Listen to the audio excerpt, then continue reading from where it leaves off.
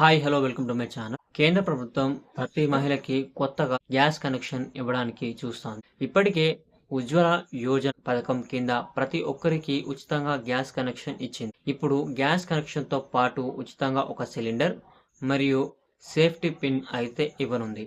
దీనికోసమని ఇప్పటికే 676 కోట్లను విడుదల చేసింది. 2025 సంవత్సరానికి గాను దేవి నవరాత్రులు వస్తుండగా కేంద్ర ప్రభుత్వం 25 లక్షల మంది మహిళలకు ఉచితంగా గ్యాస్ కనెక్షన్ ఇస్తాం అని ప్రకటించింది. సో దీనికోసం అప్లై చేసుకోవాలి అనుకున్న వాళ్ళు ఖచ్చితంగా ఆధార్ కార్డ్ అయితే ఉండాలి.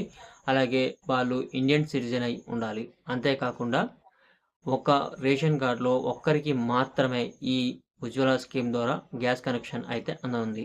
ఒకవేళ మీరు ఆల్రెడీ ఈ ఉజ్వల యోజన కింద ఇంతకు ముందే గ్యాస్ కనెక్షన్ అనేది తీసుకొని ఉన్నట్లయితే మీరు దీనికి ఎలిజిబుల్ అవ్వరు.